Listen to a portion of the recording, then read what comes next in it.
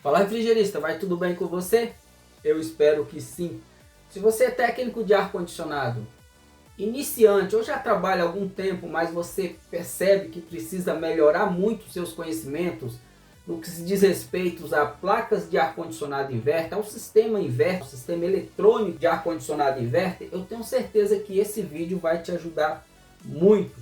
Porque no vídeo de hoje você vai aprender um pouquinho mais sobre o circuito de correção de fator de potência, o circuito de PFC. Principalmente vamos falar também sobre este componente aqui, ó, que muitos até acham que é um transformador. E certamente você já deve ter retirado um de um ar-condicionado. Você sabe que ele é necessário para o funcionamento, mas não faz ideia qual a importância dele no sistema de funcionamento de uma placa eletrônica de ar-condicionado inverter. Portanto, assista esse vídeo até o final e com certeza vai valer cada minuto do seu tempo investido em conhecimento.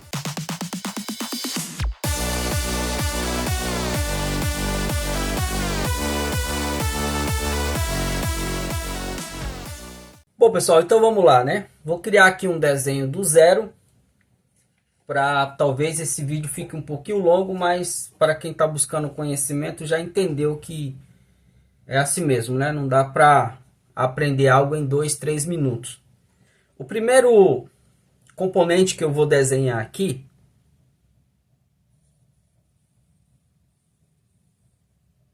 é muito conhecido, muito famoso. Quem entende um pouco de eletrônica já deu para perceber, né? Isso aqui seria a ponte de diodo. E na sequência, na placa, né, daqui da ponte de diodo sai dois barramentos, né, duas trilhas de potência. Vou estar desenhando elas agora. Uma em vermelho, a outra em azul, né, para representar o positivo e negativo. Logo aqui na frente,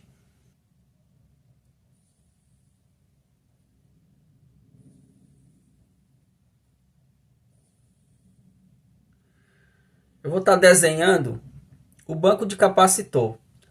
O banco de capacitor, ele está, melhor dizendo, né, conectado ao barramento positivo, né, e negativo. Então, o capacitor eletrolítico ele tem positivo e negativo. Tá? Já vou fazer a interligação aqui do negativo e do positivo aqui, ó. Esse é o banco de capacitor. Ok? Até aí, né, pessoal, sem novidade. Ponte de diodo, alimentação AC nos dois terminais centrais, nas laterais positivo e negativo, vai ao banco de capacitor. Aqui, do lado do banco de capacitor, a gente tem mais um componente importantíssimo, né? Que é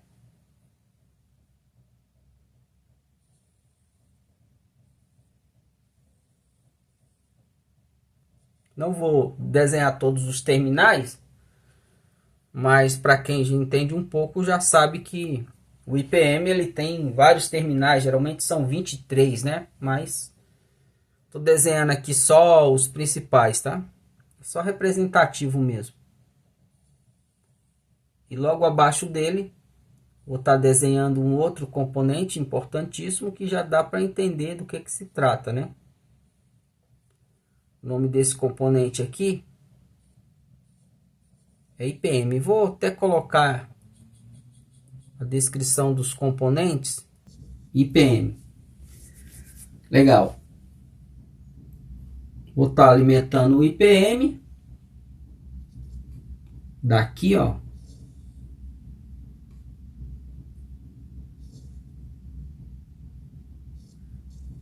Na prática, talvez ele não seja alimentado com o positivo do lado direito, tá? Isso aqui é só representativo, mas você precisa entender que ele é alimentado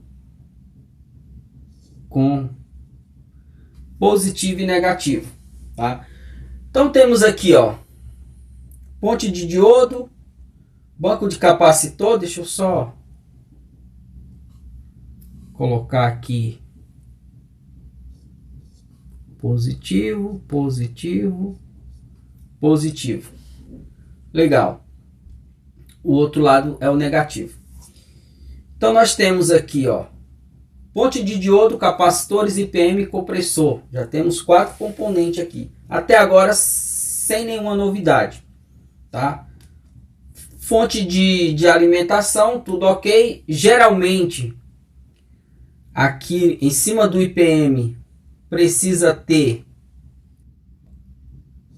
310 volts. É importante que você saiba que aqui, ó, na alimentação da ponte, que geralmente é 220, caso seja, pode ser 127, né? Mas a alimentação da ponte de diodo, é importante que você saiba que se houver uma variação de tensão aqui em AC 220, se ela cai, por exemplo, para 200, essa variação ela reflete diretamente nessa tensão aqui, tá?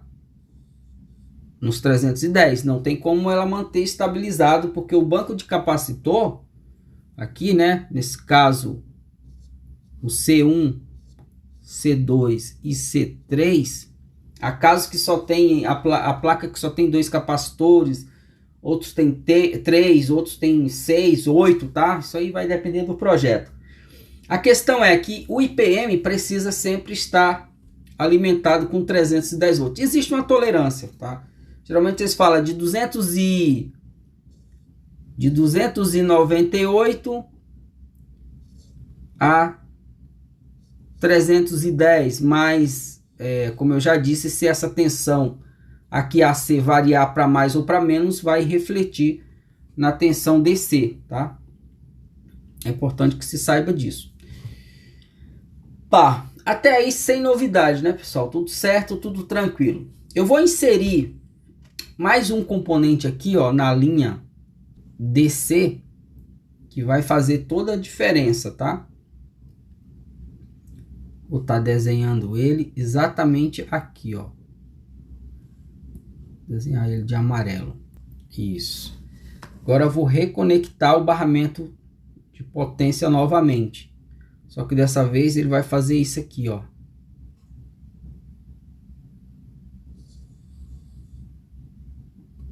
Ok?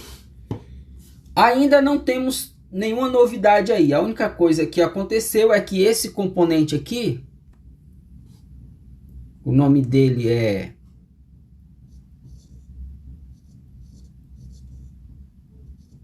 reator, tá?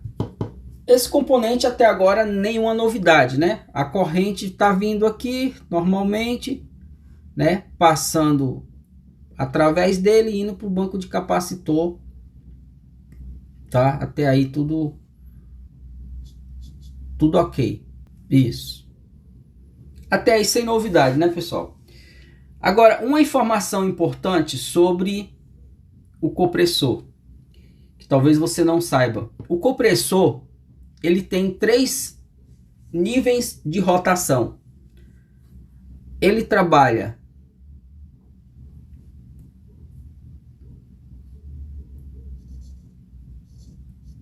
inicialmente com 30%, depois 60% e depois 100%. Pode haver alguma variação de uma marca para outra, mas geralmente é assim que ele trabalha. Então ele começa aqui, depois vai para cá, depois vai para cá, né? Faz isso aqui, ó.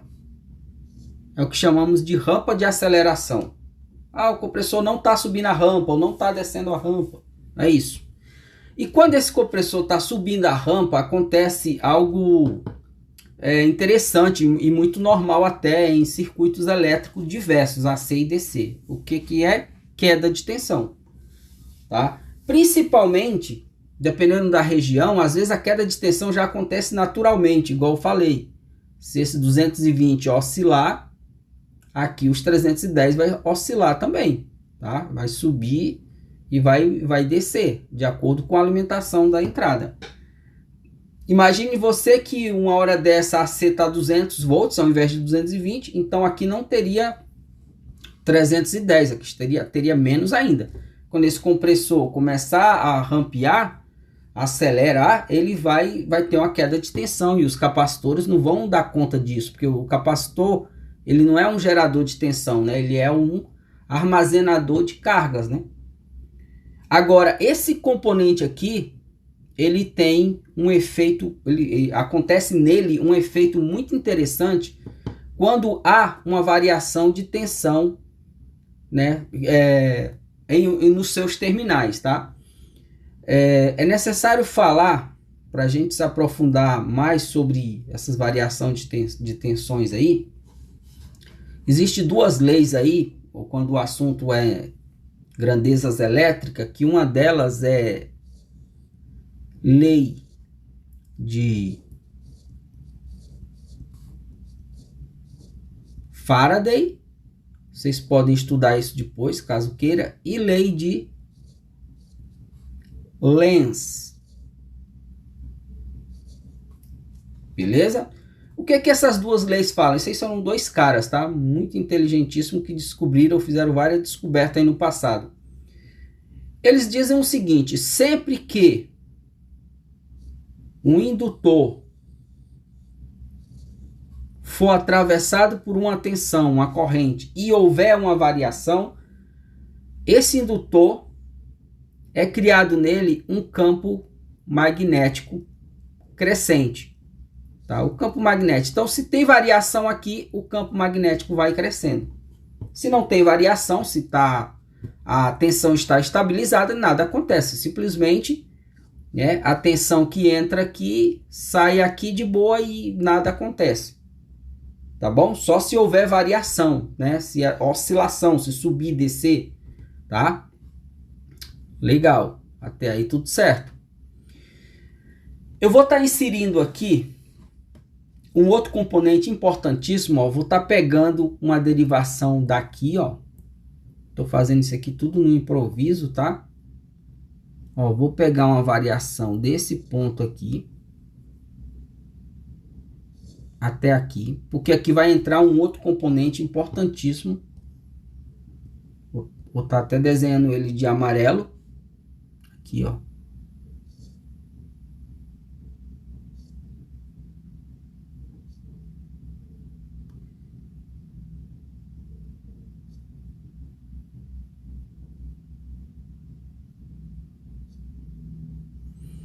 Esse componente aqui, pessoal, é uma chave eletrônica. Nas placas de ar-condicionado, o nome dele é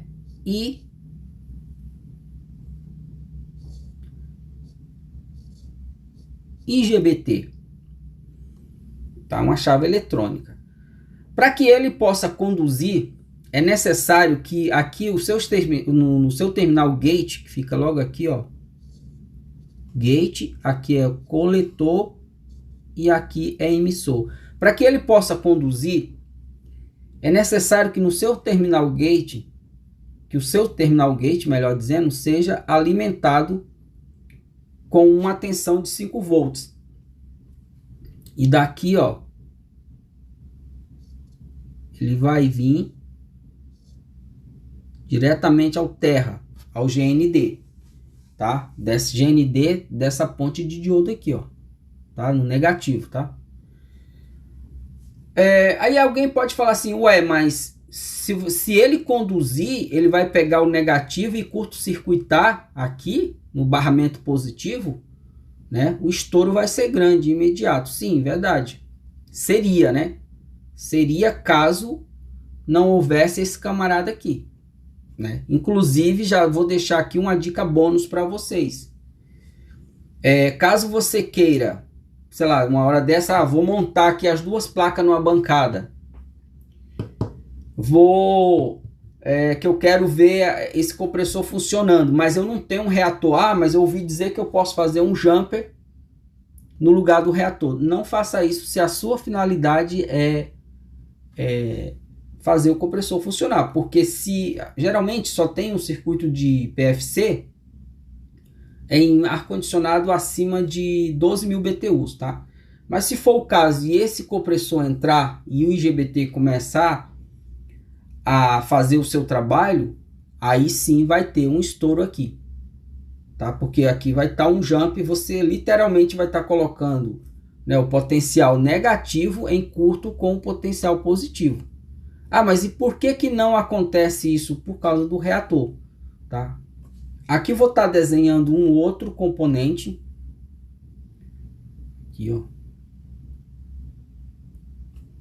Muito necessário e importante, tá? Para que tudo funcione perfeitamente. Geralmente esse componente aqui, ele tem 8 terminais, 4 de cada lado. Quase sempre é um amplificador operacional. Geralmente é o LM393 ou algo equivalente.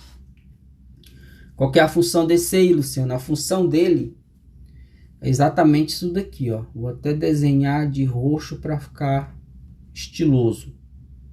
Ó.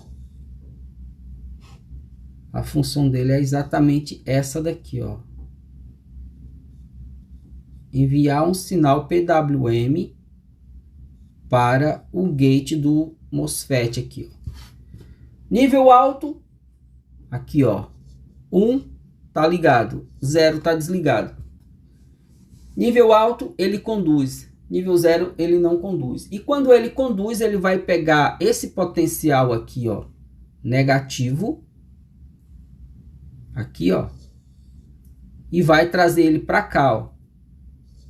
Nesse instante, né, de um lado a gente vai ter em cima da bobina, em cima do reator, positivo de um lado, negativo do outro, ou seja, vai ser polarizado, tá?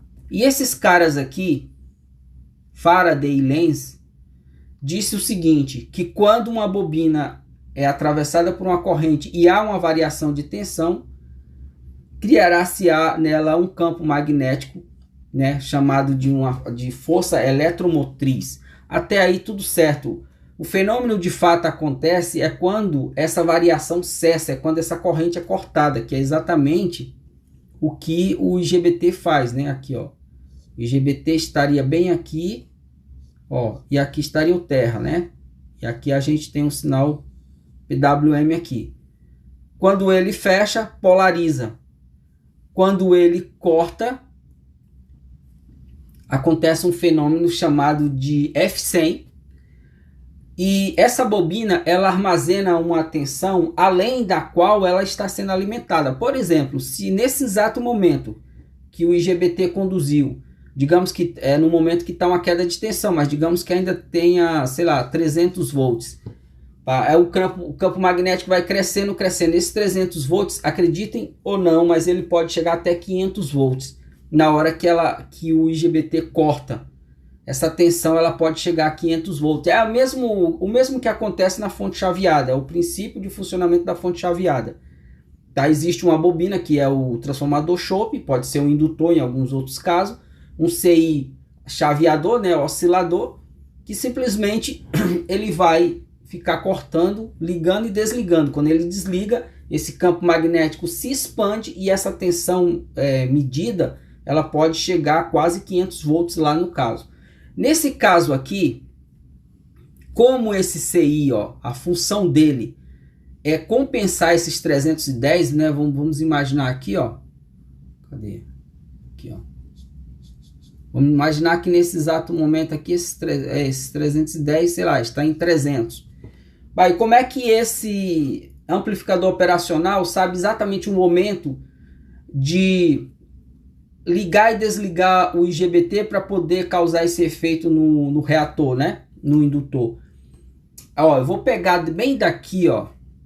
Vou até colocar também numa linha roxa. Ó, vou pegar bem daqui, ó. Olha só o que vai acontecer. Vou trazer para cá. Vou descer um pouco. E vou desenhar aqui, ó.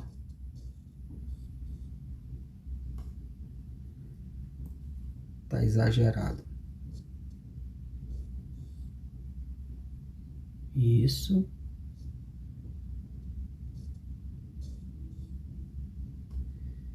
Tá meio esquisitão, mas tudo bem. E aqui, já já vocês vão entender. Quem entende de eletrônica já deu para perceber que, sendo isso daqui um resistor e esse aqui também, significa que aqui eu tenho um divisor de tensão. Ou seja, daqui, ó,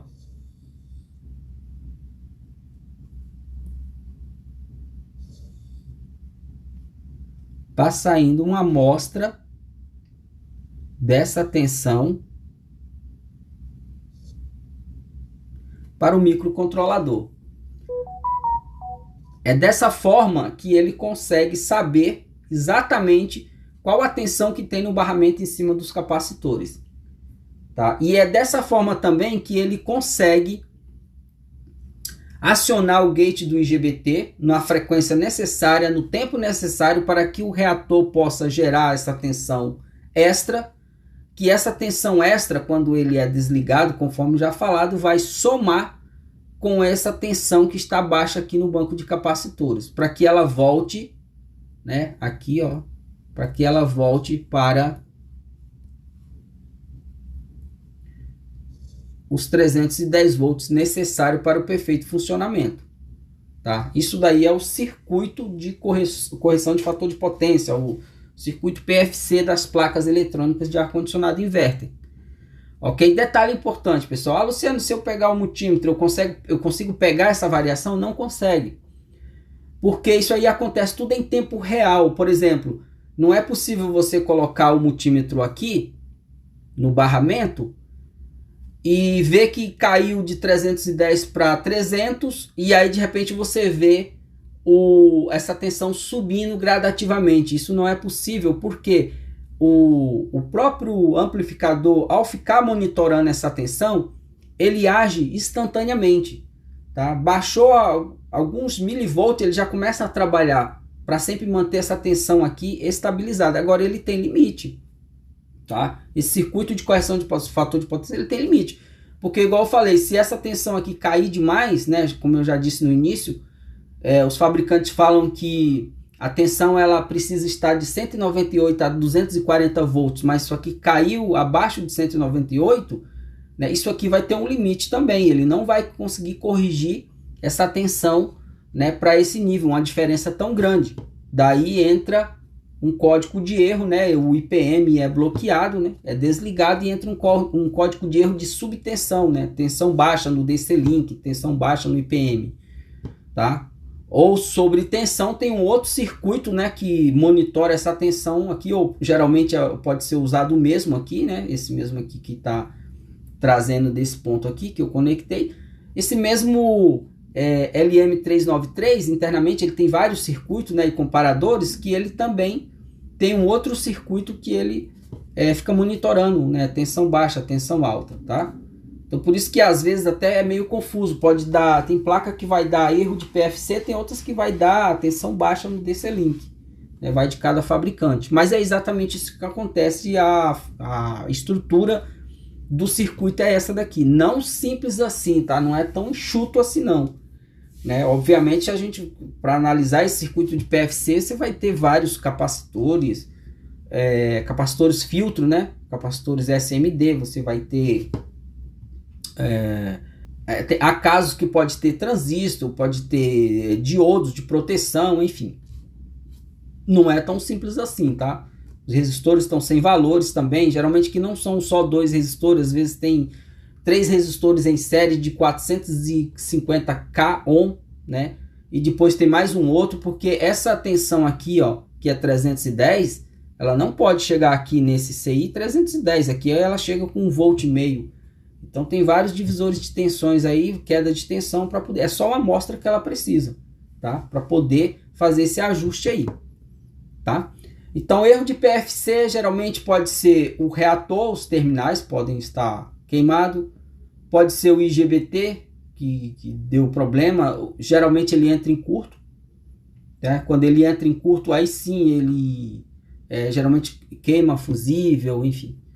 Tá? Pode ser o CI chaveador ou ele, ou algum circuito que alimenta ele, porque aqui não tem alimentação, mas ele tem uma alimentação, tá? Todo CI tem uma alimentação aqui, ó, tá? Sei lá, de repente pode ser aqui, ó, pode ter mais 5 volts e aqui 0 volts, por exemplo, né? Nesses outros terminais vai ter uma tensão de referência, né, para ele poder fazer um comparativo e saber, tá?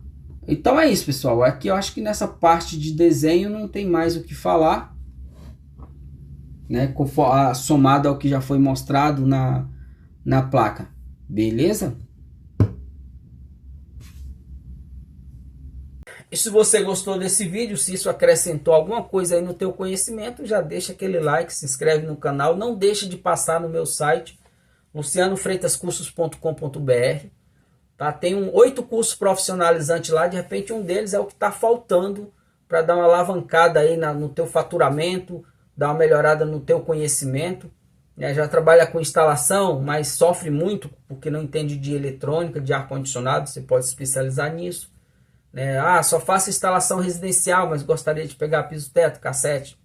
Temos lá também um curso completo, tá? Então fica a seu critério. Vou deixar o link aqui na descrição desse vídeo no primeiro comentário. Falou? Abraço.